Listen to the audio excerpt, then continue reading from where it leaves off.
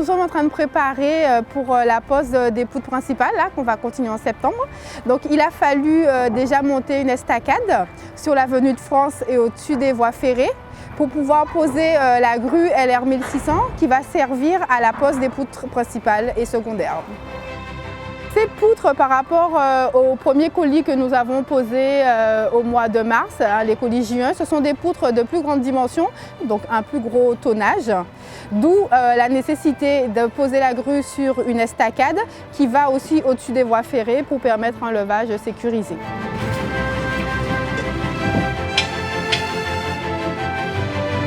Là, on a environ 6 nuits de montage avec du coup une quarantaine de semi-remorques pour livrer tous les éléments et 2 grues de 130 tonnes qui seront là sur la première semaine et sur la deuxième semaine une grue de 70 tonnes.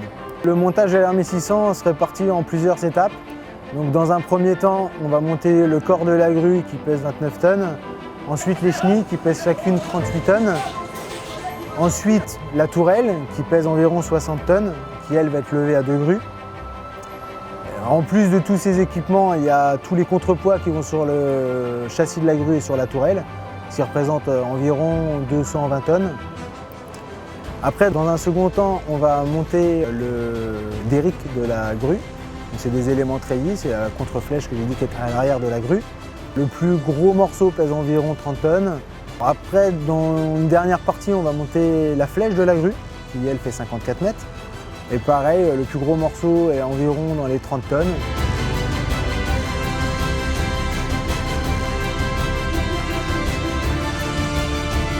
La grue LR 1600 complètement montée pèse environ 700 tonnes avec tous ses contrepoids. On monte la grue de nuit principalement parce que en fait, les différents éléments qui doivent venir sur le chantier sont en convoi et doivent du coup circuler la nuit.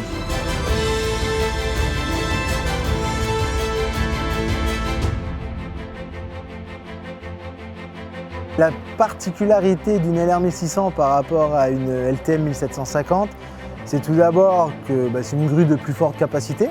Donc ça va nous permettre de pouvoir lever des poutres plus grosses à une plus longue distance. Et deuxièmement, elle est sur chenille, donc elle peut se déplacer une fois montée. Et elle peut se déplacer aussi en charge. Et deuxièmement, c'est une grue treillis. Donc en fait, la flèche de la grue est réalisée en éléments treillis. On va travailler avec une flèche de 54 mètres de longueur. En plus de cette flèche, il y aura une contre-flèche à l'arrière de la grue qui s'appelle un derrick, qui lui fera 36 mètres de long. Et au bout de ce derrick, on aura un panier qui pèsera jusqu'à 350 tonnes. Ce panier permet d'augmenter la capacité de la grue et d'aller du coup plus loin en portée par rapport à un levage qui se ferait sans panier. On va lever des poutres en béton, des poutres préfabriquées en U, qu'on va lever au-dessus de l'avenue de France. Ces poutres font environ 36 mètres de longueur, donc c'est 3 fois plus long que celles qu'on a levées avec la LTM 1750. Les poutres peuvent atteindre un poids d'environ 220 tonnes, à peu près le double du poids de celles levées avec la LTM 1750.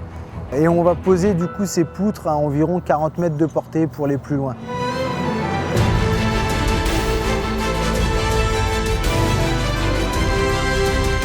Les poutres principales que nous allons poser en septembre vont surplomber les voies voyageurs.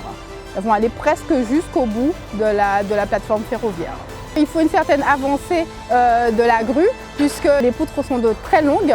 Donc pour pouvoir garantir un levage sécurisé, il fallait pouvoir déplacer la grue au plus près pour la pose des poutres. Il y a 94 poutres principales à poser en tout sur l'ensemble du projet. Mais sur cette estacade, dans cette position de grue, nous poserons 10 poutres principales. Il y aura 3 positions de grue pour la grue LR 1600 sur l'avenue de France.